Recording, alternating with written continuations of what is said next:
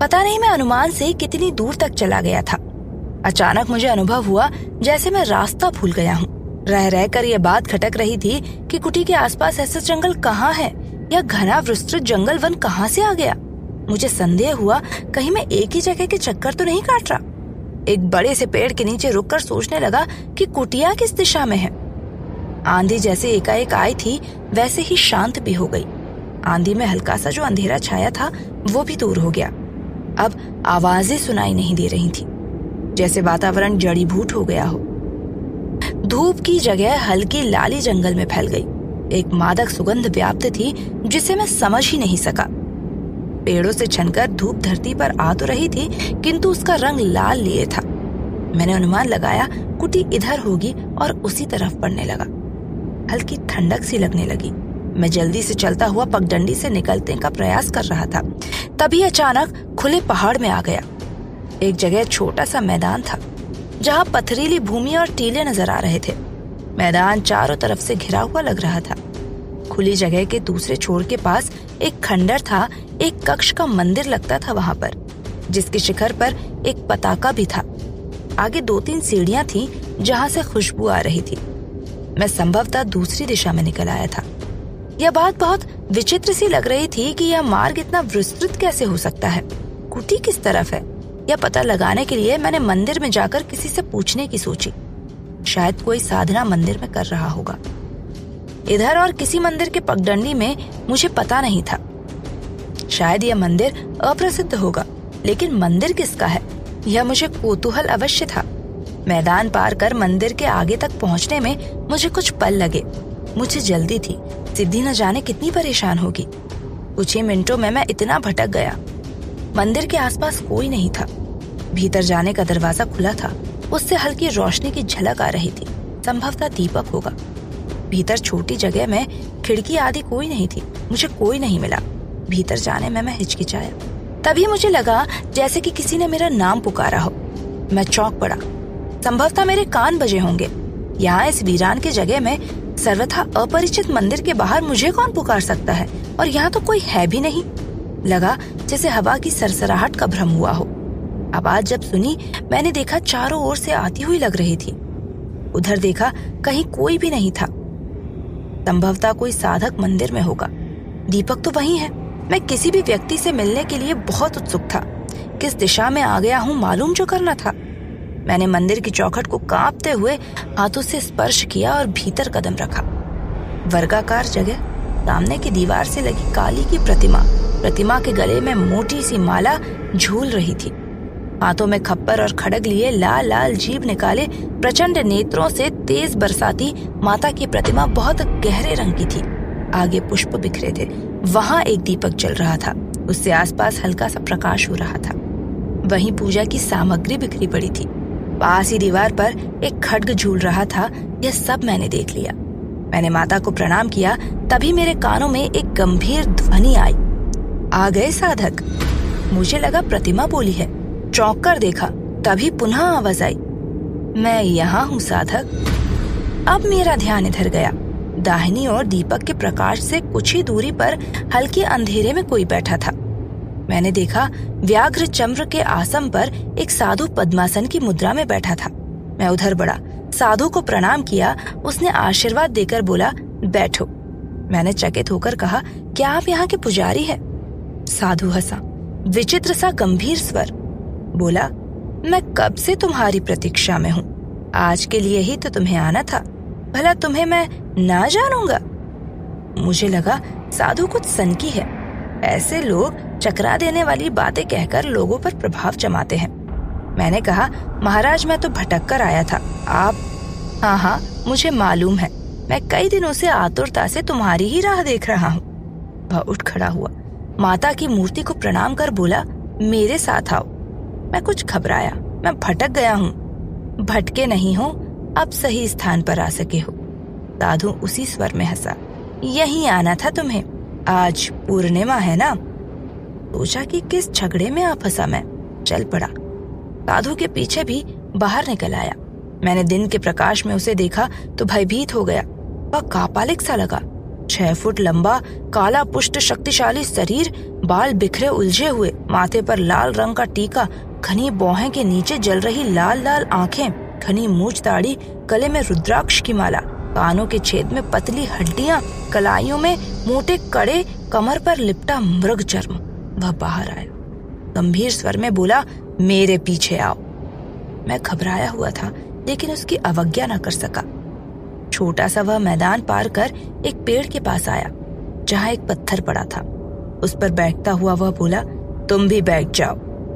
मैं बैठ गया। बोला, मुझे थोड़ा जल्दी है।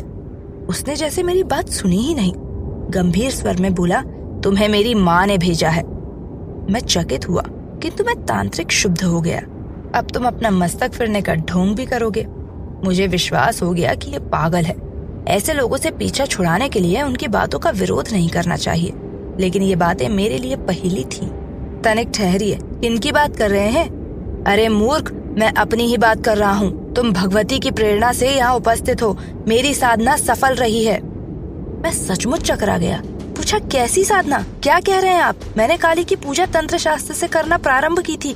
मैं क्षमा कीजिए, यह सिद्धि क्या होती है? बड़े जड़ व्यक्ति हो। सिद्धि वह सिद्धि है जिसका साधक इच्छानुसार भूत, वर्तमान, भविष्य तीनों में से किसी भी काल में पहुंच सकता है।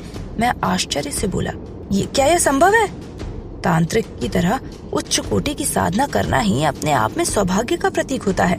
अपने भीतर आनंद के बीज को स्थापित कर पूर्णतः निश्चिंत होने की साधना है, चिंता मुक्ति साधना है। वे लोग जिसे ज्ञान से सिद्ध करना चाहते हैं, उसे हमारे देश के तपस्वियों ने कभी का मंत्र से सिद्ध कर रखा है। खैर, मैंने साधना की, तांत्रिक क्रियाओं का सही संपादन किया। मैंने अनेक वर्ष तक साधना की, माता की पूजा की, तब जाकर मुझे सिद्धि प्राप्त हो सकी। तत्पश्चात पुनः साधना प्रारंभ की और मुझे स्वप्न में बताया गया कि इस वर्ष जो मेरे व्यक्ति के पास आएगा, मैं उसकी बलि देकर पूर्ण सिद्ध हो जाऊंगा। मैं भयभीत हो गया। मैं बोला, पर चुप। तांत्रिक ने डांटा। मैं उसकी प्रतीक्षा में साधना करता रहा। तो क्या? तांत्रिक हंसा। ठीक समय पर तुम मेरे पास आ गए। माँ ने तुम्हें मेरे पास भेज दिया है। आप क्या मजाक कर रहे हैं? मैंने खड़े होने की कोशिश की। गलत कहना है।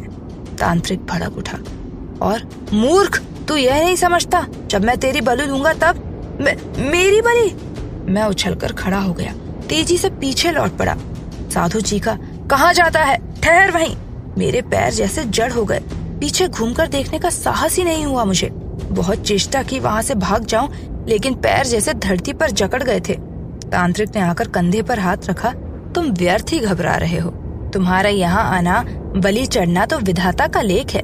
तुम्हें एक बात सच बता रहा हूँ, जिस व्यक्ति की बलि मैंने पहले दी थी, उसका नाम, खैर छोड़ो, तुम्हें माँ ने प्रेरित किया है। अब तुम बलि चढ़ोगे, यह तुम्हारा परम सौभाग्य है। मुझे लगा जैसे मैं मूर्छित हो जाऊंगा। बलि चढ़ूंगा।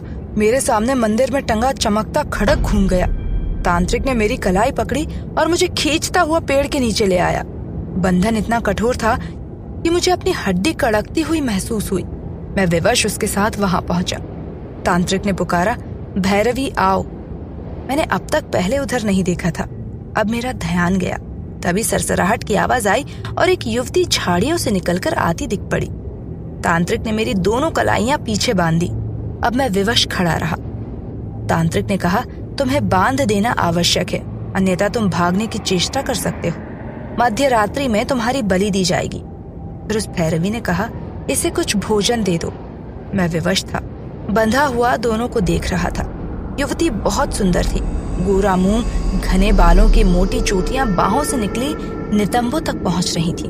गले में लाल फूलों की माला और हाथों में हरी चूड़ियां। लाल रंग का वस्त्र कमर और वक्ष में समेटे हुए थी।